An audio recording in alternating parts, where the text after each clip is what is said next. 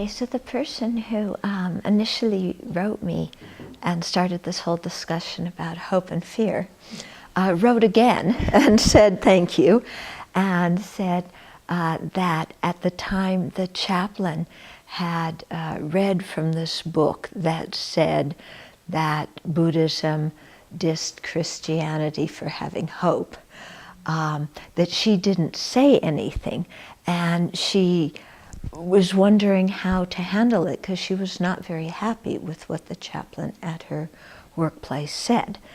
And so I think in those situations, if somebody, is saying something to a group and gives wrong information, if there's a chance to raise your hand at that time and say, I'm a Buddhist and have studied this and I haven't heard this or that, please would you, I can give you some books or some literature to read or something like that, and do it in a very respectful way. If it's in a small group, like this seems it may have been because it was at a stand-up meeting in the morning, then you might not want to embarrass the chaplain in front of everybody.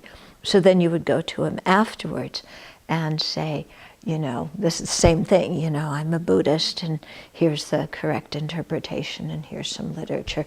And request the chaplain please to speak to the small group, again, emphasizing that it's important, especially since all these people are doing hospice work, that they have correct information about the beliefs of people from other religions. And then wait and see if the chaplain does, make the correction in the group. If he doesn't, then I would do it myself, and you might even let the chaplain know beforehand that, if for some reason, you could say it like, if for some reason you don't want to do it, I would be happy to do it, because it is important that people have correct information. And when people do make wrong statements about Buddhism, it is important that we correct it.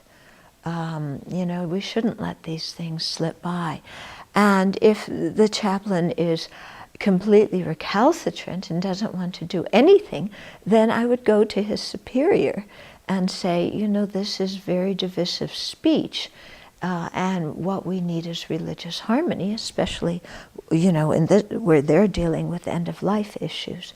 But it could be in any kind of workplace situation. If somebody criticizes Buddhism or gives wrong information, I think we should say something in a polite way, but not let it get by. And if we don't say anything at that time, then come back later, and say something, like if we find ourselves reacting with anger, calm down, but then come back and say something. Yeah.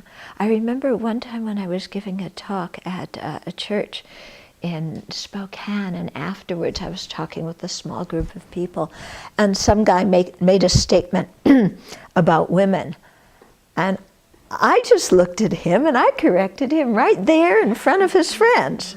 I was not going to let that go by. Because I don't think it's helpful to people. So, and he said, he took it and he said, thank you. And yeah, so I hope he doesn't do it again. Okay.